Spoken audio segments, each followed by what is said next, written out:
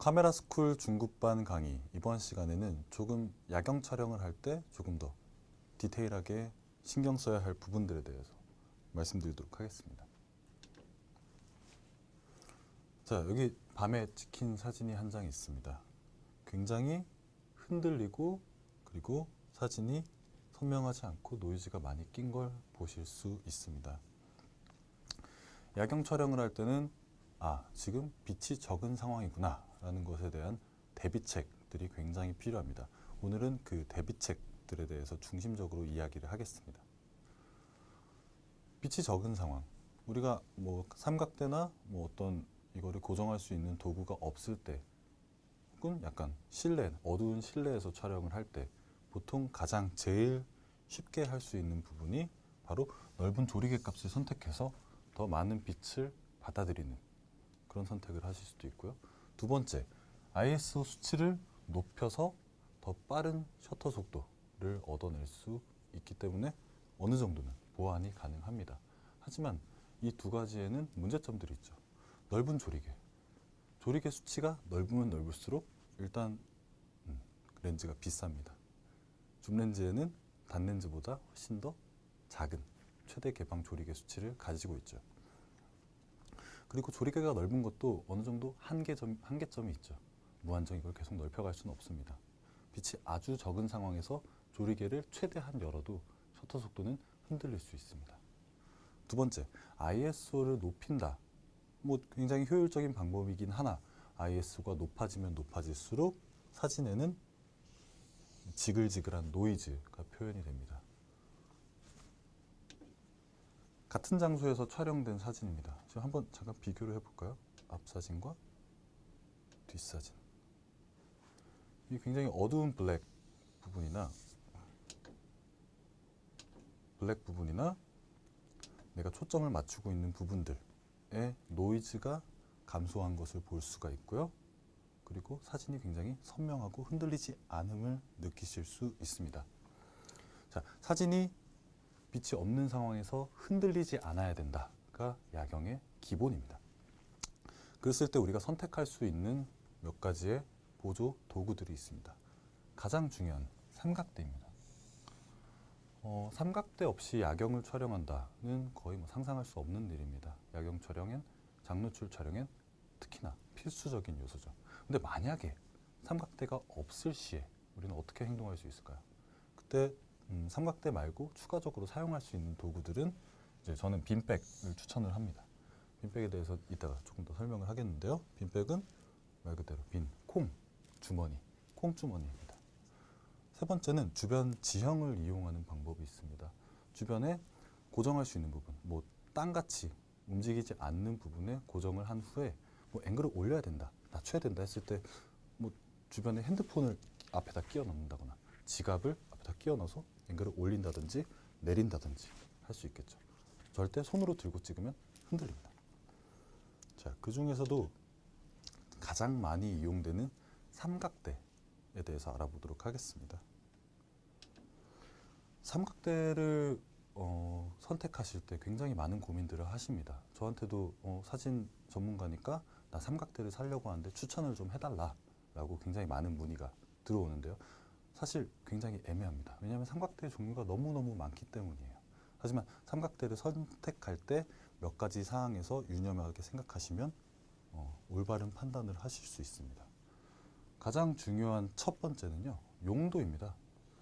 삼각대는 사진용 삼각대도 있지만 비디오 촬영용 삼각대도 물론 있습니다. 그리고 비디오 촬영용 삼각대는 비디오 자체가 더 무겁기 때문에 삼각대도 더 무겁고요. 그리고 가장 큰 차이점은 사진용 삼각대는 세로 포맷으로 바꿀 수 있지만 비디오용 삼각대는 카메라를 돌려서 세로 포맷으로 바꿀 수가 없습니다. 그렇기 때문에 우리가 촬영을 위해서는 사진용 삼각대를 선택하셔야 합니다. 여기 지금 보이시는 사진에 보이시는 이 삼각대들이 전부 다 사진용 삼각대입니다. 근데 굉장히 다양하죠. 사실 이거보다 훨씬 많죠. 두 번째 고려해야 할 대상은요, 지지하중입니다. 내가 소형 디지털 카메라에 작은 렌즈를 쓴다 했을 때는 작은 삼각대로도 충분히 커버가 가능합니다. 하지만 내가 사용하는 카메라가 뭐 풀프레임 카메라에 세로 그립까지 달고 있는데 망원 렌즈까지 끼고 있다. 그랬을 경우에 소형 삼각대를 썼으면 그 견고함이 줄어들 겁니다. 그때는 중형 혹은 대형 삼각대를 선택을 해주셔야 합니다.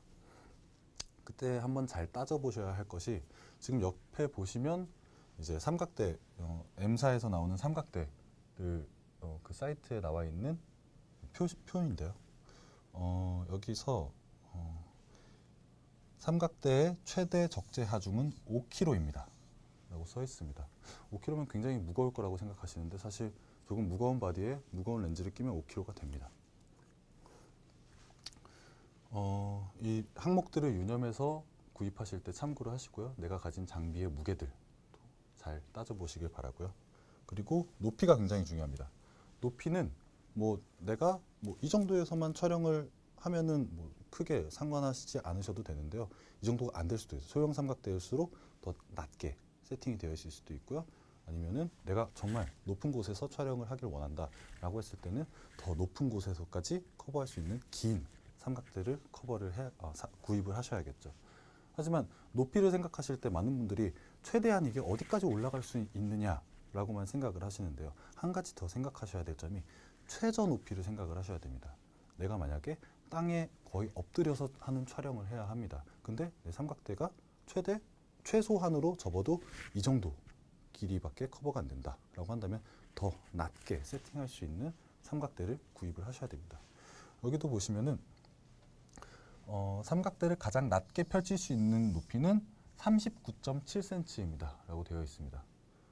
삼각대의 다리는요 이렇게 세 개가 있지만 한번 이렇게 딱 벌리고 나서 더 낮게 내려가기 위해서 이 다리를 각도를 더 넓혀줄 수 있는 레버가 있습니다. 어떤 것들은 아주 수평으로까지 내려가는 삼각대들이 있습니다. 그래서 이런 옵션들을 잘 살펴서 내가 로우 앵글 촬영을 할 때 얼마만큼 내려갈 수 있는지 그 최저 높이까지 함께 고려하시길 바랍니다. 네 번째 항목으로 휴대성을 얘기를 할 수 있는데요. 휴대성은 삼각대의 무게가 얼마나 나가느냐에 달려 있겠죠. 삼각대의 무게는 재질이 어떤 것으로 구성되어 있느냐에 따라서 다른데요. 카본으로 만들어진 삼각대와 알루미늄 삼각대가 있습니다. 보통 저렴한 것이 알루미늄이고요. 비싼 것이 이제 카본으로 되어 있습니다. 무게 차이가 굉장히 많이 납니다. 그리고 카본으로 만들어진 삼각대의 경우 가볍지만 그 견고함이 굉장히 좋습니다. 하지만 비싸다는 게 단점이죠. 자, 다섯 번째로 편의성에 대해서 이야기를 해볼까 합니다. 삼각대 헤드의 종류에 대해서 이야기를 할 건데요. 삼각대는 밑에 다리 부분과 위에 헤드 부분을 따로따로 구매를 하셔야 합니다. 그래서 어떤 헤드들은 볼 헤드 형식으로 되어 있습니다. 그래서 삼각대 헤드 부분 안에 공이 들어가 있고 여기 위에 카메라가 올라갈 수 있는 플레이트가 있습니다. 그래서 레버를 조여주면 이 공이 옆에서 압박을 받아서 멈추게 됩니다. 그래서 카메라를 잡고 한 손으로 레버를 풀어서 왔다 갔다 한 다음에 내가 원하는 앵글이다 하면 잠가 주시면 됩니다. 그거 달리 3웨이 삼각대가 있습니다. 삼각대 3웨이는요 카메라가 잠시 지우고 가겠습니다.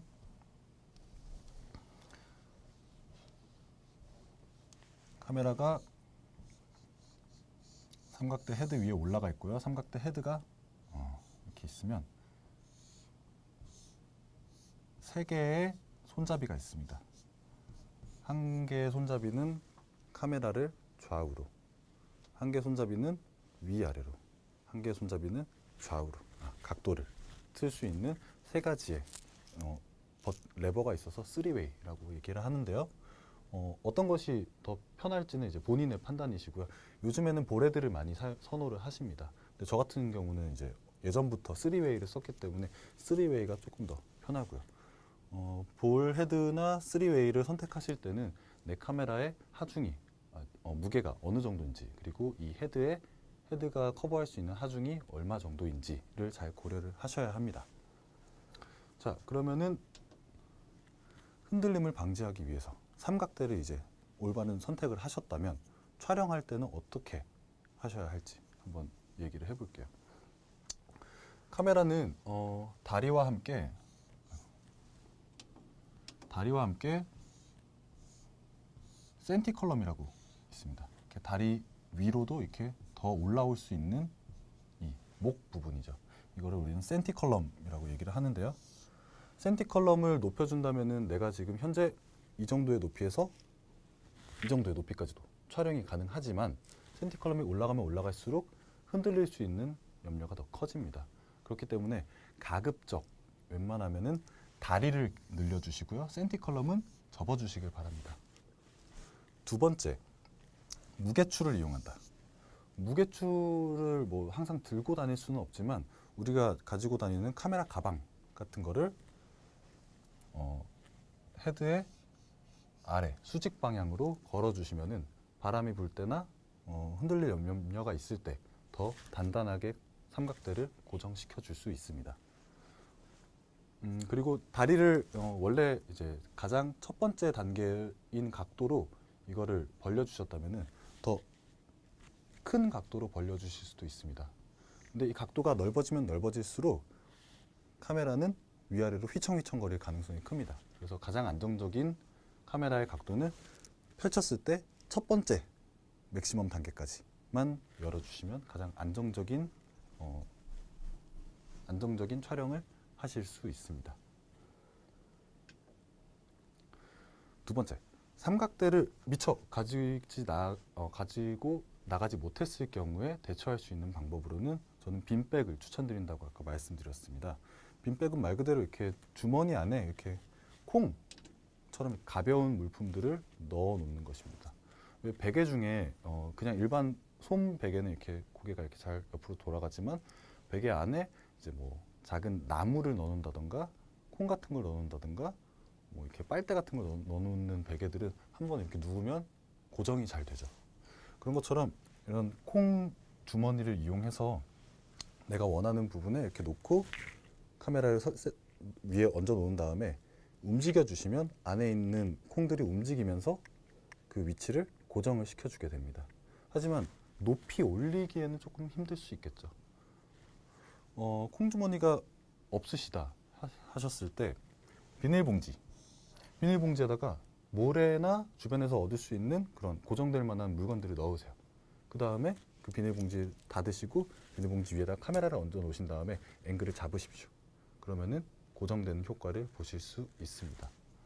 혹은 주변에 뭐 가지고 있는 가방 안에다가 이제 두꺼운 옷 같은 거를 몇 개를 넣어놓고 이렇게 대놓고 촬영을 한다면 물론 흔들릴 가능성이 농후하지만 그것이 없는 것보다는 훨씬 안정적인 촬영을 하실 수 있습니다. 그 다음으로 사진의 흔들림을 방지할 수 있는 몇 가지 팁들을 알려드리도록 하겠습니다.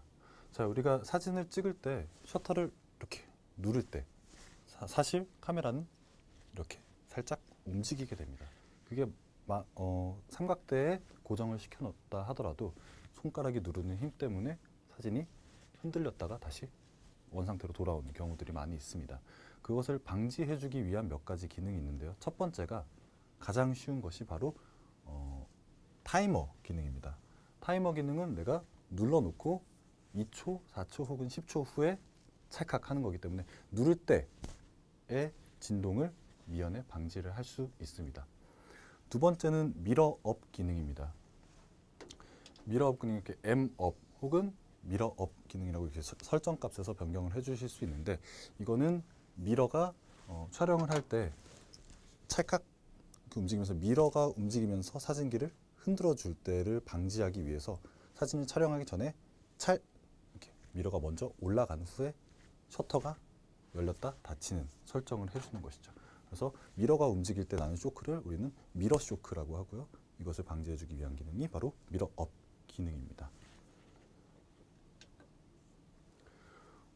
가장 흔들림을 방지하기 위해서 가장 필수적인 요소는 삼각대였습니다. 그리고 이를 손으로 누르는 것을 보완해주기 위해서 우리는 미러업 기능과 타이머 기능을 같이 사용을 했었는데요. 지금 보시는 여기 케이블 릴리스가 있습니다. 이 릴리스는 카메라에 장착을 한 후에 내가 셔터를 누르지 않아도 이거를 누르면은 셔터가 움직일 수 있게끔 해주는 장치입니다. 릴리스가 있다면은 내가 몇 초를 촬영을 할 건지, 장노출로 몇 초를 열어둘 것인지, 뭐 이런 것들을 다 이 설정, 이 버튼 하나로 설정을 해줄 수가 있는데요. 우리 카메라는 보통 30초까지의 노출 시간을 자동으로 계산을 해줍니다. 하지만 30초보다 더 긴 장 노출을 원할 시에는 만약에 릴리스가 없다면 벌브 모드로 촬영을 하셔야 됩니다. 벌브 모드는요, 내가 셔터를 누르고 있는 동안 셔터가 열려 있고 셔터에서 손을 떼면 닫히게 되는 기능입니다. 근데 30초가 넘는 시간 동안 셔터를 누르고 있어야 된다. 굉장히 고통스럽겠죠. 그리고 손이 떨려서 사진이 흔들릴 가능성이 많습니다.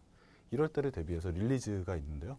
릴리즈는 내가 누르고 홀드 버튼을 눌러놓을 수 있습니다. 그래서 셔터가 열린 상태에서 홀드를 놓고 뭐 20분이건 30분이건 몇 시간이건 며칠이건 어디 갔다가 아니면 옆에서 보다가 그 셔터를 다시 홀드 버튼을 내려주면 노출을 닫아버리는 그런 기능을 할 수도 있고요.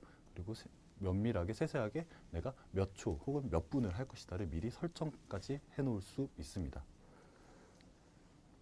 두 번째로 고려하셔야 될 부분이 바로 배터리입니다. 장노출은 일반 노출과는 다르게 일반 노출은 짧게 찰칵 하기 때문에 그 짧은 시간에만 CCD가 활동을 하면 되죠. 하지만 장노출은 열려있는 내내 CCD가 빛을 받아들여서 전기 신호로 바꿔줘야 하기 때문에 배터리가 굉장히 빨리 닳습니다. 더군다나 이제 여름보다 겨울에 추운 날씨에서는 배터리가 훨씬 더 빨리 닳기 때문에 밤에 나가실 때 미리 보조 배터리를 하나 준비하셔서 나가시는 편이 안정적일 거라고 생각이 되고요. 우리가 빛이 적은 상황에서 ISO를 높여버리면은 노이즈가 생긴다고 말씀을 드렸습니다. 하지만 ISO 수치를 낮춰놨더라도 이게 장노출일 경우에 노이즈가 발생하는 경우가 있습니다.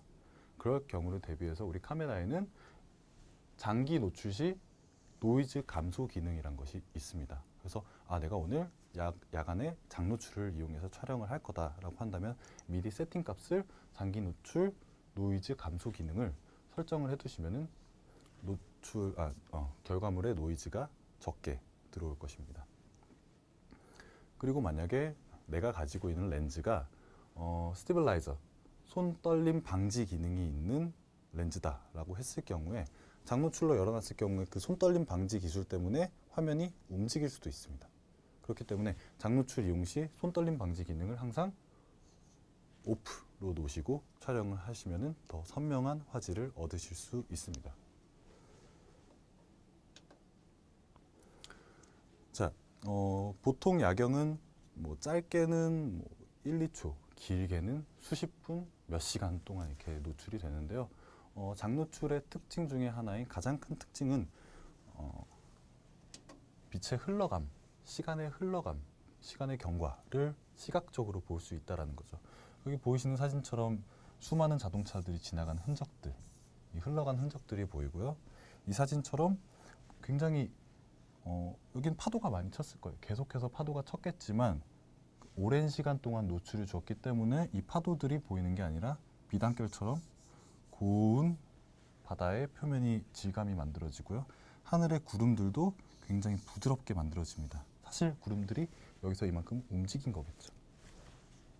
자, 밤에 별이 많이 보이는 상황에서 장노출로 촬영했다면 이렇게 별의 궤적들까지도 함께 담아내실 수 있습니다. 이런 궤적, 시간이 흘러감의 흔적들을 카메라에 담고 싶으시다 하셨을 때 사용하실 수 있는 추가적인 기능이 바로 ND 필터입니다. ND 필터는 지난 시간 필터 편에서도 말씀드렸다시피 Neutral Density, 중성 농도를 가지고 있는 필터로서 더 많은 빛을 오래도록 빛을 받아들일 수 있게 도와주는 기능이죠.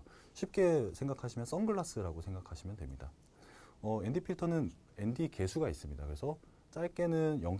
몇 스탑부터 길게는 10스탑까지 시간을 늦춰줄 수 있습니다. 여기 보이시는 ND 필터는요, Variable ND 필터로서 가변식 ND 필터입니다. 그래서 이렇게 두 개의 나선으로 되어 있고요. 나선 하나를 돌려줬을 경우에 얘가 조금 더 밝은 ND 필터가 될 수도 있고 돌려줬을 때는 조금 더 진한 ND 필터를 이용하실 수도 있습니다. 자, 여기 보이시는 작품은 기마타 작가님의 온에어 시리즈입니다. 기마타 작가님은 큰 필름을 사용하는 대형 필름 카메라로 앞에다가 엄청나게 많은 ND 필터를 껴놓고 하루 종일 혹은 며칠 동안 거리에 노출을 담습니다. 사진을 자세히 보시면은 여기 빛이 약간은 머물렀던 흔적들이 있습니다. 여기에 이제 많은 자동차들이 갔다가 신호등에 걸려서 그 테일라이트들이 빛나고 있는 모습을 볼 수 있는데요. 이 사진에는 지나간 사람의 흔적도 볼 수 없고요. 지나간 자동차의 흔적도 거의 보기 힘듭니다. 왜냐하면 엄청나게 오랜 시간 동안 노출을 열어놨기 때문에 잠깐 스쳐 지나가는 것들에 대해서는 표현이 아예 안 되고 그냥 텅 빈 도시가 남게 되는 거죠. 장노출을 극단적으로 사용했을 경우에 나타나는 시각적인 효과를 보실 수 있습니다. 마지막으로 소개해드릴 사진은 권부문 작가의 야경 사진입니다. 이 사진들은 밤에 속초의 밤하늘을 찍은 사진들입니다. 제가 개인적으로 굉장히 좋아하는 작가의 작품인데요. 실제 오리지널 작품을 감상하실 때는 굉장히 선명한 화질의 큰 사진으로 감상하실 수 있습니다. 제가 이 사진을 굉장히 좋아하고 오늘 소개해드리는 이유는요. 야경 사진의 큰 특징 그리고 큰 감동 중에 하나는 물론 아름다운 밤하늘, 밤이라는 측면도 있지만 그 시간 동안 작가가 셔터를 열어놓은 그 시간을 함께 공유할 수 있기 때문이라고 저는 생각합니다. 네, 오늘 제가 야경 사진을 어떻게 찍어라, 어떤 구도로 찍어라, 어떤 시간으로 찍어라는 말씀드리지 않습니다. 거기에는 정답이 존재하지 않으니까요. 하지만 테크니컬하게 고급적인 테크닉을 이용해서 실수 없는 사진들을 만들기 위한 방법들만 제시하였습니다. 어떤 밤에 얼마만큼의 시간을 함께 타인과 공유하고 싶으실지는 여러분들의 몫입니다. 예, 오늘 강의는 여기까지입니다. 다음 강의에 뵙도록 하겠습니다. 감사합니다.